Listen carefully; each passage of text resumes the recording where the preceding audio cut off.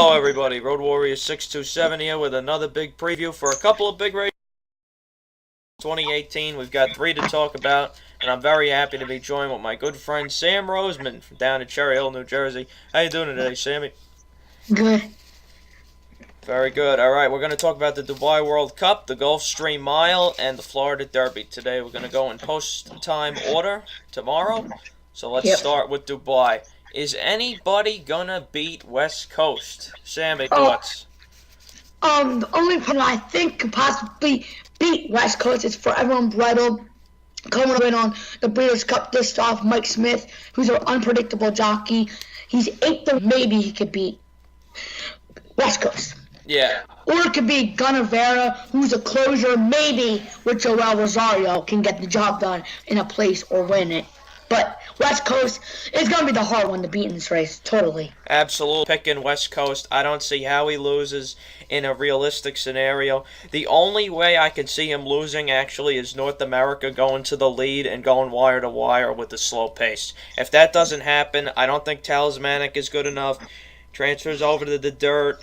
Mubtahi likes the track, but his class is definitely not there. And Forever Unbridled, just below the good horses in the field. If you want a good place or show horse, I'd go with Forever Unbridled.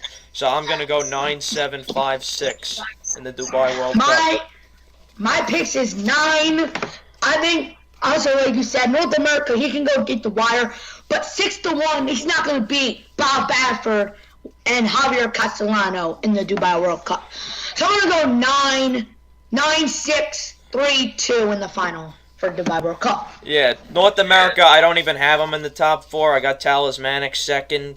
North America is going to be too fast for him. I don't think he's going to be able to hold on. But I think he's gonna lead to the last 2 furlongs, and then West Coast is gonna win by like 4 lengths. Yeah, he should win by a lot. Should be an easy win.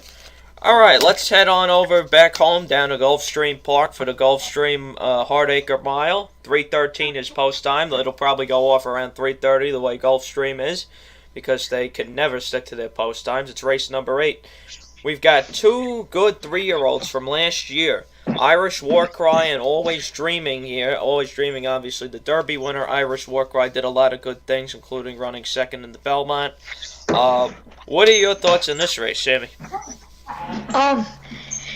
Luis Saez came off 7 wins yesterday. He's riding Tommy Macho, but I think Always Dreaming's gonna come off his layoff. He's fresh. Johnny B and Todd Pletcher, who's tremendous together, can get the job done. I think he's race, and I think he's gonna come back sharp. I wish I agreed with you, but I do not. I think he's going to stink. Irish Warcry on top. He needed the House Hope last time as a prep race to get into this one. Well, I don't know. Well, Irish Warcry, Always Dream is a favorite, but he's 9-5. Irish Warcry's coming off a good race, but I think I don't know. It's really close, but I think Always Dream is gonna come up with the victory. Irish Warcry second, Tommy Macho third, and I'm gonna put Paige McKinney 2, 4, 5, 6. I actually have Mr. Jordan holding on. Never mind, I switched it. I got Tommy Macho, the other Pletcher horse, coming in second. There's your uncoupled entry right there. The bigger price getting second, Tommy Macho. Mr. Jordan third. Good with middle distances. Good at Gulfstream Park West. Let's see how he does at regular Gulfstream. And then the 2 Always Dreaming fourth. Can he improve as he moves to being a 4-year-old? We're going to find out tomorrow. Yeah. Now let's go to Florida Derby. Alright, Florida Derby, 6:36. More like 6:56 post time tomorrow, probably. Race number 14. Yep. 16 for 3-year-olds. We're gonna go by each horse. So we're gonna start off with the 1 Strike Power. Strike Power is actually my top selection. Me too. Odds could drift up. He's the inside speed. I see him possibly going wire to wire. Who's having a tremendous year. I think he's going to come up with victory. Million Runner, he's coming off an allowance option claiming 50-1 money line. Jamie Mejia hasn't won race at the single meet. And Batista, I don't think Millionaire Runner could get the job done. The 3 tip sheet, his trainer is Edgar Zayas is his jockey. His trainer is Stanley Gold. 30-1 morning line, coming off a 3rd place performance in a Gulfstream Park allowance option claiming, and Millionaire Runner faced in the same race as him. Millionaire or tip sheet can compete. I think they should both be 99-1. Seriously. Yeah. Yeah. The 4 promises fulfilled. 1 Gate the Wire. Dale Roman's trainer had 3-1 morning line. The favorite. No, not the favorite. Second choice. But new jockey Robbie Alvarado, who's been not riding that good this year. Cause I rather tease on Catholic Boy today, but I think he can come in like 5th or 6th.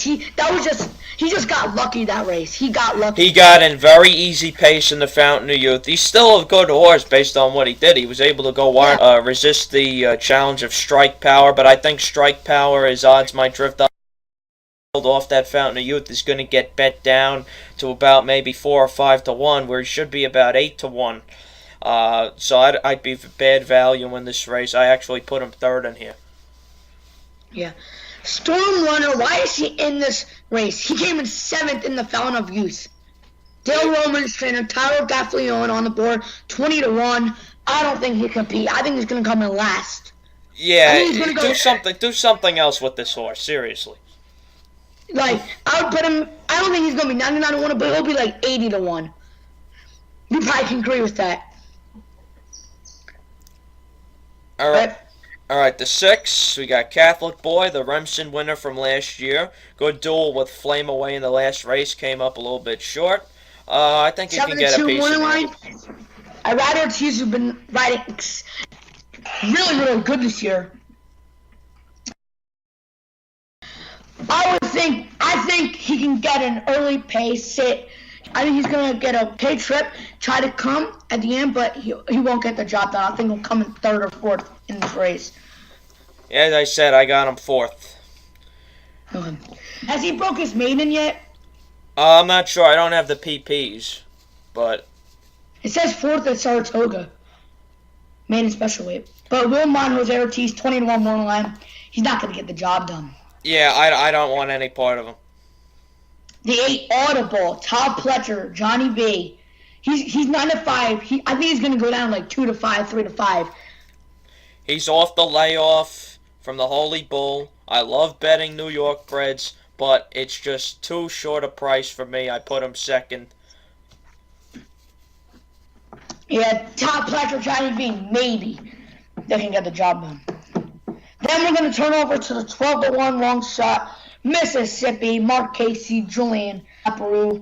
He's coming off a 2nd place Gulfstream Park allowance optional claiming. Off a layoff, he came in 2nd in the race. The only positive sign I see for this horse is trainer Mark Cassie's usually very conservative with his placement of his horses. He is taking a little bit of a step up here, so maybe that's a good sign for him. I just don't see him being able to compete. I'm going to go with Strike Power going to win it. I'm going to go with Audible 2nd. I think Strike's going to sit 2nd. Promises Fulfilled is going to go out to lead. Promises Fulfilled. And then Audible is going to try to catch him, but he's not going to be able to. So I'm going to go 1-8, Catholic Boy 3rd, and I'm going to slip in Promises Fulfilled for 4th place. I have almost the same thing. I've got 1-8-4-6, Strike Power, Audible, Promises Fulfilled, Catholic Boy 4th. And that'll do it, everybody. Thank you for listening to our opinions today.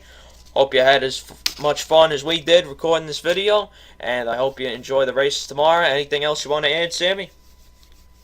The also is pretty good. Do you think we should talk about the UAE Derby? The UAE Derby? I don't really care about that. I didn't come up with picks for that thing. Okay, we don't care about that. Yeah, the Derby winner never comes out of there. I don't care. Gronkowski's in the Derby, people. That's interesting, yeah. Isn't he a USA bred? Yeah. Well, I'd imagine with I'm following the New York and the Florida horses more than anybody, and some horses on the West Coast. I think this next week's. I think we'll have another preview coming out next week for the Wood and for the Sand, and it'll be a nice race next week. And the Bluegrass. That's going to be a tremendous Yes. card. 3 100-point prep races and 3 Phillies prep races, hundreds. Very, very good. Yeah, for the Oaks and for the Derby next week, it'll be a fun time. Thank you, everybody, for listening, and remember, pay your bills first. Have a good one, everybody, and enjoy.